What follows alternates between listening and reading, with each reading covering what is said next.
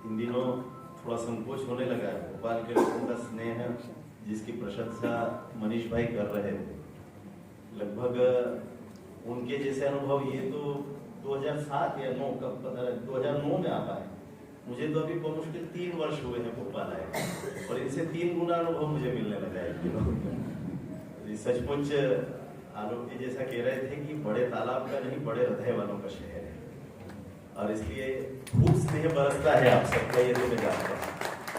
क्योंकि किसी मनीष का बादल हो जाना ये कोई आसान प्रक्रिया नहीं होती है। उस पर खूब सारी पानी की स्नेह की बूंदें बरसती है, तब जाकर के वो बादल हो पाता है, तब जाकर के उसमें स्वयं में बरसने की शक्ति आ पाती है। तो निश्चित तौर पर भोपाल ने उनको बहुत स्नेह दिया है। आज हम सबका सौभाग्य है कि उनकी ये प्रथम कृति 2 मिसरों में लोक को अर्पित हुई है और इस शुभ अवसर पर मनीष भाई के परिवार के आग्रह पर मैं कह सकता हूं कि इसलिए नहीं कि आलोक जी यहाँ पर हैं, आलोक जी उन राजनीतिज्ञों में से हैं। भोपाल में राजधानी होने के कारण से कई नाम हम सब लोगों की उंगलियों पर होते हैं राजनीतिज्ञों के, लेकिन मैं सच बताऊं इंदौर में रहकर के भी, महानगर में रहकर के भी समाज जीवन में काम करने का अनुभव रहा। भोपाल के जिस एकमात्र राजनेता के प्रति मेरे मन में सम्मान का भाव बहुत लंबे समय, उनमें से आलोक जी उनकी सरलता, सादगी। और मैं अभी देख रहा था वो कार्यक्रम के प्रारंभ में जब क्या बोलना है, थोड़ा सा पुस्तक हम लोग देखते ही सामान्यतया, मुझे भी मनीष भाई दे करके गए थे, लेकिन उसके बाद से लगातार भाग दौड़ चल रही थी। मैं कल भी मैं दतिया भांडेर से निकला देर रात और रात को 2 बजे झांसी पहुंचा और सुबह 4:45 पर फिर भोपाल में उतरा और फिर राष्ट्रपति जी का कार्यक्रम सब चलता रहता है। अस्त व्यस्त तो पढ़ नहीं पाए थे, लेकिन मुझे जो अच्छी बात लगी, हम साहित्य जगत के लोगों को कई बार कुछ चीजें बड़ी सांकेतिक होती है लेकिन बड़ी अच्छी लगती है। आलोक जी नींब वाले स्याही के पेन से लिख रहे थे डायरी पर। एक तो डायरी रखना राजनेता का, अन्यथा एक व्यक्ति होता ही है साथ में उनके 2-3 मोबाइल पकड़ने के लिए। ये दृश्य तो बड़ा आम है, लेकिन कोई व्यक्ति खुद चिंतक हो, खुद अच्छा लिखता हो, अक्षर मोतियों जैसे। आप अगर चाहें तो मेरे कथन को पुष्टि देने के लिए उनकी डायरी बाद में आप देख सकते हैं, बहुत सुंदर, और अपने विचारों को अंकित कर रहे थे। तो एक और अलग प्रकार का सम्मान मेरे हृदय में उनके प्रति उमड़ा। मैं आलोक जी की उपस्थिति को प्रणाम कर रहा हूँ और आलोक जी द्वय आज तो श्रद्धेय दुष्यंत जी का नाम लेते ही मन में एक श्रद्धा का सागर सा उमड़ता है हम सब लोगों के मन में।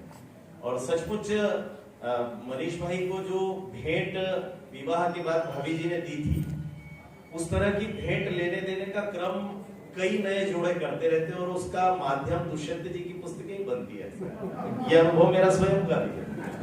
तो कई बार क्योंकि 2 मिसरों में कुछ कह जाना ये अपने आप में बड़ी बात होती है, और इन 2 मिसरों में जो कहना चाहते हैं, कभी कभी ऐसा होता है ना, जैसे मैं कविता का विद्यार्थी नहीं हूँ, शेर और शायरी के बारे में कुछ जानता नहीं हूँ, तो स्वाभाविक रूप से ऐसा लगता है कि फिर जो वो कह गए वही तुम्हारे लिए, ऐसा कहकर भी कभी कभी देते लेते रहना चाहिए पुस्तकें। तो श्रद्धेय दुष्यंत जी की उस विराट परिवार परंपरा का प्रतिनिधित्व कर रहे आलोक त्यागी जी, हमने अभी एक बड़ी अच्छी समीक्षा सबसे पहले सुनी। आजम भाई निश्चित तौर पर बहुत अच्छा बोलते, मैं तीसरी बार उनको सुन रहा था, लेकिन वो जितना बोलते हैं सार्थक बोलते हैं, उनका कोई शब्द, उनका कोई वाक्य निरर्थक नहीं होता है। आज उन्होंने जब भूमिका बनाना प्रारंभ की तो मुझे ऐसा लग रहा था कि कहीं आजम भाई कुछ कठोर न हो जाए, लेकिन उन्होंने बहुत सॉफ्टली, बहुत नर्म हृदय के साथ समीक्षा की। मुझे लगा कि लगभग ऐसा कुछ था ही नहीं जिसको लेकर के कोई रचनाकार मन में उद्वेलन लेकर के घर जाए कि अरे आजम भाई ने क्या कह दिया। और मुझे लगता है ये नरमी ही उनकी विशेषता है, उनकी ध्वनि की तरह, उनके गले से जो आवाज निकलती उसी की तरह उनकी भावनाएं भी उतनी ही सॉफ्ट है। और इसलिए मैं उनको भी धन्यवाद देता हूँ कि एक बहुत अच्छी समीक्षा आपने आज प्रस्तुत की। आज के उत्सव मूर्ति मनीष भाई और बहुत अच्छे संचालन के सूत्रधार आज का संचालन कर रहे धर्मेंद्र जी, बहुत अच्छा संचालन करते ही है, बहुत अच्छे ओज के कवि हैं, और आप सबकी उपस्थिति को भी प्रणाम कर रहा हूँ। अभी 2 मिसरे जब हाथ में आई तो वास्तव में लगा कि गजलें लिखना, कविताएं लिखना सामान्यतया इन दिनों तो खूब हो रहा है। एक उन्हीं के शेर को उद्धृत करके आजम भाई ने कहा भी था, मुझे भी बहुत अच्छा लगा, मैंने भी नोट कर लिया था। लेकिन सबसे अच्छी बात यह है कि शेरों का, गजलों का सबसे ज्यादा उपयोग श्रृंगार के लिए होता है। जब धर्मेंद्र जी कह रहे थे कि भाभी जी के लिए गजल पढ़ना थी, तो आजम भाई धीरे से बोले, गजलें तो लिखी ही भाभी जी को ध्यान में रख के जाती है। तो ये एक आम धारणा साहित्य समाज की है कि गजल यानी क्या, तो श्रृंगार, गजल यानी क्या, तो नायक नायिका के बीच प्रेम। लेकिन इन दिनों हम सब लोगों ने देखा, इन दिनों क्यों, दुष्यंत जी के समय से लगातार हम देख रहे हैं कि ये गजलें अब सामाजिक सरोकारों को लेकर लिखी जा रही है। और इसलिए जब आप दो मिसरों में पढ़ेंगे तो आपको ध्यान में आएगा कि इन गजलों को लिखने वाला शायर जो है वो केवल नायिका को केंद्र में रख करके नहीं लिख रहा है, बल्कि उसके केंद्र में परिवार। ये जो परिवार भाव के प्रति सम्मान और श्रद्धा रख करके लिखना होता है, तो फिर वह लेखनी पूरे समाज में सम्मान भी प्राप्त करती है, प्रेम भी प्राप्त करती है। लोग उसको सहेज कर रखते हैं, लोग उसको कोट करते हैं समय समय पर। आलोक जी ने भी कोट किया, मैंने भी किया, दोनों आलोक जी ने किया, हम सब लोगों को अच्छी लगती है पंक्तियां। मनीष जी लिखते लिखते जब पिता हो जाते हैं, तो जिसको आपने कोट किया मुझे भी अच्छा लगा, एक बेटी का पिता मैं भी हूं। स्वाभाविक रूप से मैं अब तक बेटियों पर इसलिए कुछ लिख नहीं पाया, नहीं भावों को मेरे हूबहू अल्फाज मिलते हैं। वास्तव में बेटियों को लेकर के लिखते समय व्यक्ति जब भावुक होता है तो स्वाभाविक रूप से उसका शब्द भंडार कम पड़ने लगता है। लेकिन यही शायर जब पुत्र होता है, तो जिस शेर को पहले 2 बार भी कोट किया गया, वो अपने बीपी की दवाई भूलने लगता है। माता पिता की सेवा उस व्यक्ति के लिए बहुत महत्वपूर्ण होने लगती है। इन दिनों हम सब जो देख रहे हैं, भारतीय परिवार परंपरा का जिस ढंग से क्षरण हो रहा है, जिस ढंग से रिश्तों के बीच दूरियां बढ़ रही है और पीढ़ियों के अंतराल जैसे शब्द पूरे समाज में तैर नहीं रहे, बल्कि समाज को डुबो रहे हैं, इस स्थिति तक भयावहता आती जा रही है। उस समय अगर शायर परिवार की इस विभीषिका पर लिखता है कि बच्चे लंदन में हैं सेटल, फख्र से कहते हैं पिता। बच्चे लंदन में हैं सेटल, फख्र से कहते पिता, पर घिरे अंदर ही अंदर मोह के तूफान। मुझे लगता है कि एक पिता के मन का कष्ट इन 2 मिसरों में कह जाना, एक शेर में कह जाना, 4 पंक्तियों में कह जाना, ये बड़ा कठिन होता है। मैं इन 2 पंक्तियों को जब पढ़ रहा था तो मुझे स्मरण आ रहा था कानपुर के ग्रामीण क्षेत्र का, कानपुर देहात में, हालांकि वो महानगर से गया हुआ परिवार था, 2 बुजुर्ग माता पिता, हम सब ने अखबार में पढ़ा होगा। मैंने एक आध बार पहले भी उस घटना का उल्लेख किया था बहुत कष्ट के साथ। माँ और पिता दोनों वृद्ध हैं और 2 बेटे दोनों विदेश में, दोनों नौकरियां कर रहे हैं, दोनों को छुट्टी नहीं मिलती। कई बार कहा कि माँ बीमार है कहते कहते अंततः 1 माह की प्रतीक्षा हुई। पिता ने फोन पर कहा, यह समाचार में पूरा विस्तार से विवरण था। पहली बार मुझे लगा कि अखबार वाले भावुक करने वाले समाचार भी लिख देते हैं, और उस विवरण को पढ़ करके मन रो रहा था कि पिता ने 1 महीने तक प्रतीक्षा की, कहा माँ शायद मर नहीं रही है तुम दोनों बेटों के बिना, तुम आ जाओगे तो ये देह छोड़ेगी। दोनों नहीं आए और अंततः माँ की मृत्यु हुई। उसको शीत गृह में ले जाकर के देह को रखा और पिता लगातार फोन कर रहे थे। अंततः हुआ ये कि दोनों बेटों में से एक बेटा है, और दुर्भाग्य से उसने पिता से मन की बात कह दी कि वो बड़े भैया से बात तो हुई थी, लेकिन बड़े भैया ने ये कहा कि मम्मी के समय तुम चले जाओ, पापा के समय पे चले जाओ। और आप आश्चर्य करेंगे, जो पिता था श्रद्धेय गिरजा जी सक्सेना के समान धर्मी, आर्मी से रिटायर्ड, जिस व्यक्ति ने राष्ट्र की सीमाओं की रक्षा करते समय, बंदूक की गोलियां चलाते समय कभी विचार नहीं किया, इस एक वाक्य ने उसको इतना आहत किया कि उसने 2 लाइन की एक चिट्ठी लिखी कि बेटा छोटे भाई को भी बुला लो, एक साथ दोनों काम संपन्न हो जाएंगे, और अपनी कनपट्टी पर बंदूक रख करके गोली मारी। ये जो शेर होते हैं, ये शेर समाज का दर्पण होते हैं। कई बार लगता है कि शायर जो लिख रहा है ये पता नहीं कहां से कैसे आ रहा है, ऐसा होता है कि ऐसा होता है। कम होता होगा, लेकिन समाज में ऐसा होता है। तो इसलिए इस तरह के घटनाक्रमों से संभवतः रचनाकार मन में कोई उद्वेलन अनुभव करता है और फिर इस तरह की शेर व शायरियां प्रकट होती है। कुछ और बाल उम्र के मनोविज्ञान पर, बच्चों को लेकर के कुछ अच्छे शेर, जो कि क्योंकि मैं बाल साहित्य का विद्यार्थी रहा विगत 30 वर्षों से, एक शेर मुझे बहुत अच्छा लगा। तभी छोटे से बच्चे की रुलाई छूट जाती है, वो अपना शौक जब पकड़े पढ़ाई छूट जाती है। इन दिनों हम सब देख रहे हैं कि महानगरीय जीवन में बच्चों को खेल के मैदान नहीं मिल रहे। इन दिनों बच्चों को अगर मनोरंजन करने का अगर कोई अवसर सुलभ होता है तो वो ये होता है कि माँ उसको जबरदस्ती भोजन कराने के लिए YouTube पर कोई कार्टून फिल्म चालू करती है। या अक्सर हम ऐसा अनुभव करते हैं कि इन बच्चों ने अब घरों से बाहर निकलना तो छोड़ा ही छोड़ा है, इन बच्चों को अब अवसादग्रस्त होने का एक बड़ा कारण परिवार परंपरा बनती जाती है। माता पिता दोनों नौकरी करते हैं, कामकाजी है, और बच्चों को अकेले रहना पड़ता है। इन स्थितियों में मुझे ऐसा लगता है कि ये जो शौक पालने का जो क्रम था, हमारी बिटिया को आज हमने सम्मानित किया, ये सब कब होता है? जब माता पिता भी तपस्या की तरह बच्चों के साथ खड़े रहते हैं। इसके बगैर संभव नहीं होता। और इसलिए मैं तिवारी दंपति को भी प्रणाम कर रहा हूं कि उन्होंने बिटिया सौम्या को निश्चित रूप से इतना समय दिया होगा, तब जाकर के आज वो खेल के मैदान पर जाकर अपने राष्ट्र का नाम ऊंचा कर रही है। और इसलिए बच्चों के शौक को लेकर के भी उनका जो विचार है वो मुझे बहुत पसंद आया। विशेष करके संस्कार परंपरा को लेकर के हम सब बड़े संवेदनशील होते हैं।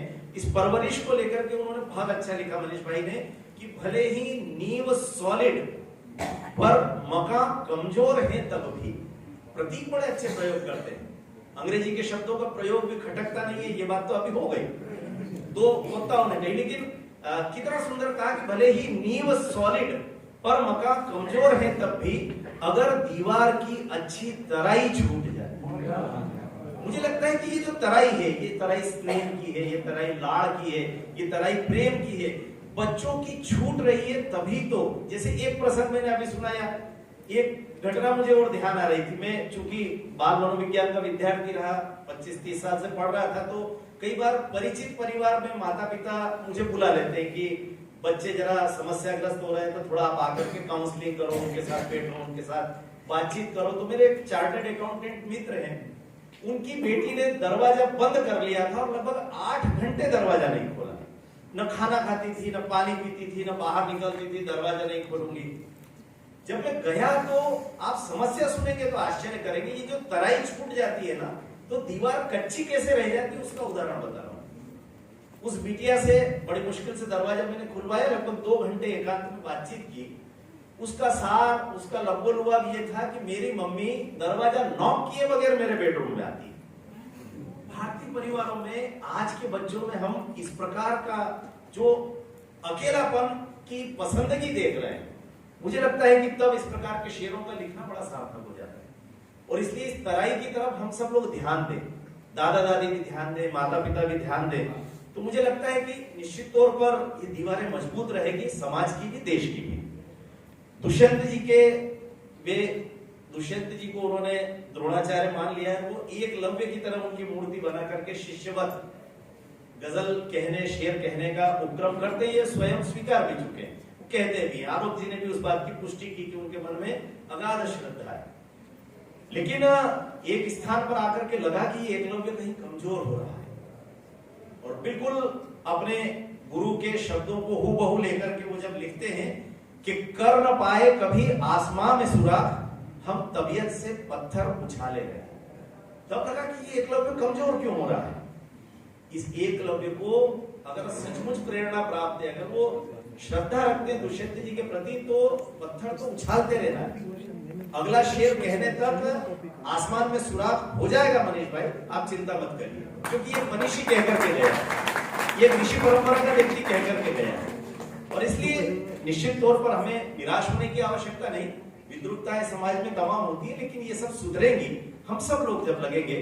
और विशेष करके लेखन की गुणवत्ता को लेकर के जिस शेर को आपने कोट किया था, मुझे अच्छा लगा कि वो साल में 2-4 गजलें कहना यही पर्याप्त है।